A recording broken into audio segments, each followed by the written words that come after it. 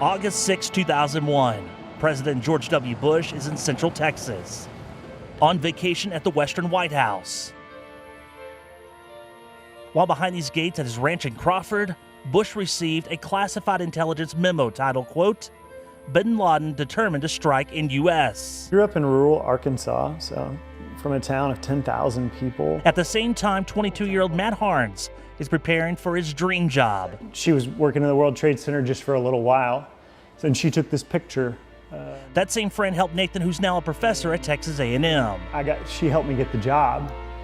She thought I died that day and always felt really guilty that she had got me this job. Nathan moves to the Big Apple. You're the first person in your family to ever leave, and then you get to New York and you see buildings that you can't fathom from a size, just a scope and a scale, and people from all over the world, and food you've never even heard of before. To World Trade Center, New York.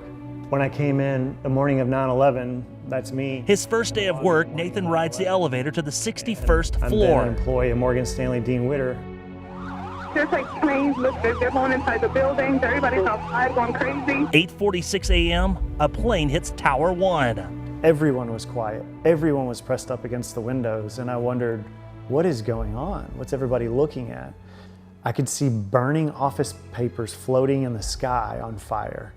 Trying to evacuate, he makes it down 20 floors before this happens. We knew nothing about planes, nothing about terrorism. And there's more explosions right now. Hold on, people are running. Hold on just a moment. We've got an explosion inside. That hit with a ton of kinetic energy into our building. It took me to my knees. I couldn't continue to stand up, and people are screaming, we're gonna die. And people are having heart attacks right there at that moment. 60 on page 153. By this point, the rest of the world is glued to the TV coverage. Today, we've had a national tragedy. 2 airplanes have crashed into the World Trade Center in an apparent terrorist attack on our country. Nathan's mom and dad are a world away in Europe. He has no way to contact them. I remember praying out to God for a lifeline. Give me a lifeline. And that was the first time that I saw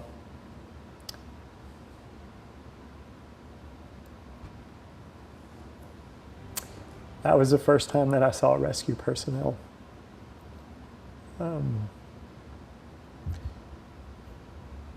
For many of us, that was a lifeline. The moment that you think things aren't going to be okay, but a rescue personnel shows up. Like so many did, Nathan thought about jumping out the window, but the 22-year-old keeps going and making his way to these survivor steps that are now in the 9/11 Museum in New York City. Walking down those stairs, I think that was a moment where I felt a sense of, we're gonna make it. A lot of us are gonna make it, and we've got a pathway out. Nathan is one of the lucky ones. He makes it out. Debris still falling. And I look back behind me and I see the tower list to the right. A huge explosion now, raining debris on all of us. We better get out of the way.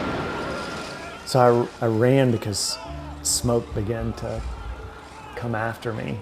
And I couldn't see the building anymore, it was gone.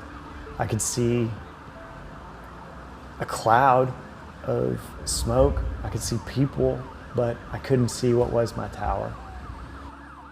So it's from my dad, and he and my mom were traveling across Europe. He's in Italy, and he's on the plane ride back, and he pins just a few things to me in memory, and it says that the story of your survival of the World Trade Center is not complete. The effects, or better, the after effects of this trauma will continue to shape your life for many days and years. That guy needs some oxygen if someone can share it with him. 10-4. Thanks.